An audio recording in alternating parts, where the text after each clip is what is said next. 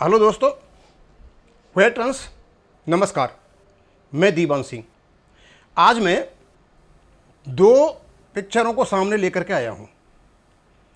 एक तो प्रियंका गांधी जी हैं और एक श्रीमान ये हैं। ये जंतर मंतर पर सैनिकों के बीच में ऐसे घुसे हैं कि इनको यही पता नहीं है मैं क्या कहता हूँ क्या नहीं कहता। अब इनके बारे में तो बाद में बताऊँगा। मैंने देखा प्रियंका गांधी ने ओआरओपी पर घेरा। अब जिसने ये वीडियो बनाया होगा, क्योंकि इनको तो आग लगाने में बहुत माहिर हैं। रैली में इंदिरा की पोती का बवाल, और उसने बवाल कर दिया। भाई हम ये पूछना चाहेंगे, प्रियंका गांधी जी 1973 में जब आपकी दादी जी ने 70% पेंशन का 50% कर दिया था, उसके बारे में बोलोगे कुछ? 45 साल तक एक्स सर्विसमैन ओआरओपी के लिए लड़ते रहे कि आपने दी नहीं दी, और नीचे फिर ओआरओपी पर भी बोला, एमएसपी पर भी, पुरानी पेंशन बहाली पर भी बहुत जोर से गरजी प्रियंका गांधी। मैडम, ओआरओपी तो आपने दी नहीं, और एमएसपी भी जो आसमान है वो कांग्रेस सरकार की देन है। तो गर्ज किस पर है ये आप? और पुरानी पेंशन बहाली पर जो नेता हैं वो अपने आप बात कर लेंगे, आपकी जरूरत नहीं है। पर एक बात मैं जरूर बता देता हूं इसी का सहारा लेकर के, क्योंकि मैंने जानबूझ करके लिया है। हम प्रियंका गांधी जी की इन्हीं बातों से हम भारत सरकार से पूछना चाहते हैं कि आपने जो मुद्दे लटका रखे हैं, ओआरओपी का, एमएसपी का, पुरानी पेंशन बहाली का, क्यों लटका रखे हैं? किसके लिए आप 5 ट्रिलियन की इकोनॉमी बनाना चाहते हो? या देश के लिए बनाना चाहते हो कि जो आपके पास जाएंगे उन लुटेरों के लिए बनाना चाहते हो? कुछ नहीं छोड़ेंगे, सारा कुछ लुटा देंगे, ये देश को ही लुटा देंगे। इनके कारनामे ऐसे ही रहे हुए हैं। और अभी जो लेडीज हाथ में कार्ड ले लेकर के 1 लाख की नौकरी लगेगी, 8,500 हर महीने मिलेंगे, पता नहीं क्या क्या होगा, जो जगह जगह कांग्रेस के दफ्तरों को तोड़ रही हैं, समझे उसकी वजह से ये आए हुए बैठे हुए हैं, ये उसमें लुटा देंगे। ये कुछ नहीं करेंगे। ये देश को 1 साल में से शुरू करेंगे और 5 साल जब उनका शासन रहेगा, 5 साल में बराबर करके चले जाएंगे। हम मोदी सरकार से ये अनुरोध करते हैं कि जो पेंडिंग डिमांड पड़ी है कर्मचारियों की, चाहे वो सैनिक कर्मचारी हो, चाहे वो बैंक के कर्मचारी हो, और चाहे वो असैनिक कर्मचारी हो, पेंशनर्स, उनकी मांगों को पूरा कीजिए यदि आप चाहते हो कि इस देश को आगे बढ़ाना है। क्यों आर्थिक प्रगति सीधी सीधी वहीं रुकी हुई है। क्योंकि इन लोगों को तो कुछ नहीं चाहिए। थोड़े बहुत कहीं जो कुछ उपद्रवी लोग हैं, हमारे सैनिकों में है कुछ उपद्रवी लोग, एक पार्टी बनाई थी जवान किसान पार्टी, उपद्रवियों का एक समूह था, और ऐसे हारे अब ये मुंह दिखाने लायक भी नहीं है।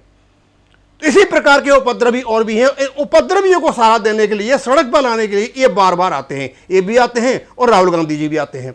भाई आपकी कुछ चलते, इस बार तो आपका अच्छा खासा बहुमत है, 233 के आसपास आप पहुंच रहे हो, सारा अपोजिशन है। आप इस चीज को सड़कों पर न उठा करके संसद में उठाएं, बहुत बड़ी मेहरबानी होगी आपकी। लेकिन इस प्रकार आप सड़कों पर उठा करके लोगों को इकट्ठा करते हो, गवर्नमेंट के खिलाफ एक माहौल बनाते हो, होता जाता तो कुछ है नहीं। लेकिन इन सब चीजों का सहारा लेकर के मैं माननीय मोदी जी से अनुरोध करता हूं कि पेंशन डिपार्टमेंट भी उनके पास है। आप पर जो असर पड़ा है कम वोट आने का, यूपी में कम वोट आने का, ये जो वोट आई है ये तो पहले भी आएंगे और आती रहेंगी, यही आएंगी, इनकी इसी प्रकार की वोटिंग होगी। लेकिन आपने जो अपना वोट बैंक खिसकाया है वो खिसका है केवल और केवल प्रॉपर ओआरओपी नहीं देना, एमएसपी में विसंगति रखना, ओल्ड पेंशन स्कीम जो ये है, और भी जो मैंने बताया था, जो आपका एडिशनल पेंशन का जो मुद्दा है वो भी अटका हुआ है, कम्यूटेशन का अटका हुआ है, और सारी चीजें अटके। आप उनको करके तो देखिए, लोग आपको वोट भी देंगे और आपको रखेंगे भी, क्योंकि देश के हित के लिए आप ही उपयुक्त तो और नहीं। और यदि आप केवल और केवल विश्व को यह दिखाना चाहते हो कि हमारी 5 ट्रिलियन की इकोनॉमी है, तो ये तो मेरे ख्याल में जैसे ही आप जाओगे वैसे ही ये इकोनॉमी धराशायी हो जाएगी, क्योंकि बेईमान किस्म के लोग छोड़ेंगे ही नहीं, इसको सारे को बराबर कर देंगे। अब मैं आता हूं इस श्रीमान पर। इस श्रीमान का लेवल तो कुछ है नहीं। इस वीडियो में देखा मैंने, ये खड़ा हो जाता है, एक लेडी को खड़ा कर लेता है और वहां बहस करता है, और उस लेडी को कहीं मोदी भक्त, अंधभक्त कुछ कहता है और पता नहीं क्या क्या बकवासबाजी करता रहता है। अरे बंदर आदमी, जब तुझे ओआरओपी का पता नहीं है, धूल धमासा भी पता नहीं है, तो क्यों बकवास करता है? और इसके सारे वीडियो निकाल करके भारत सरकार देखे कि इस आदमी ने केवल और केवल अपमानजनक शब्द बोले हैं। सुरक्षा के लिए इस बड़ा घातक हुआ है। कभी ऑफिसर की मैसेज को लाता है, कभी जवानों की मैसेज को लाता है, कभी जवानों को लाता है, कभी झगड़े लाता है, कभी कुछ कराता है। इसका कोई काम नहीं है, सिर्फ यही काम कराता है।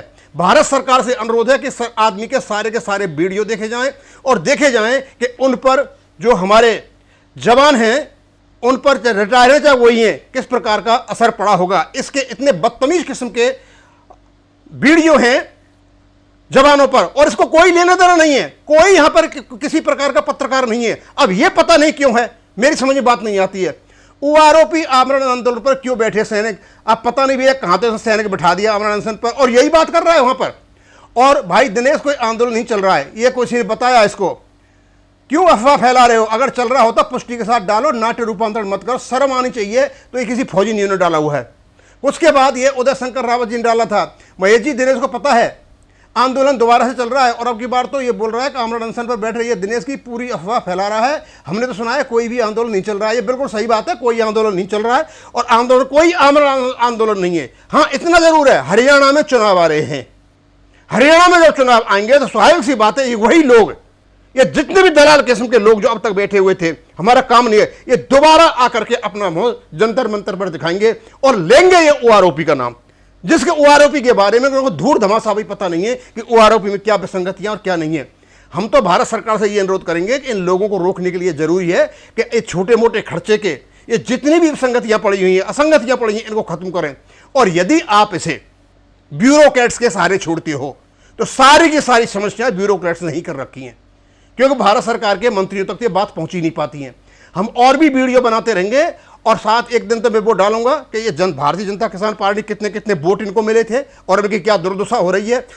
और एक वो भी मैं डालूंगा पूरा, जो लोगों को झांसा दे करके 1-1 लाख रुपए की नौकरी देकर 8,500 प्रति माह दे करके जो वोटों का जो नगदीकरण हुआ है, उसको भी हम यहां पर डालेंगे।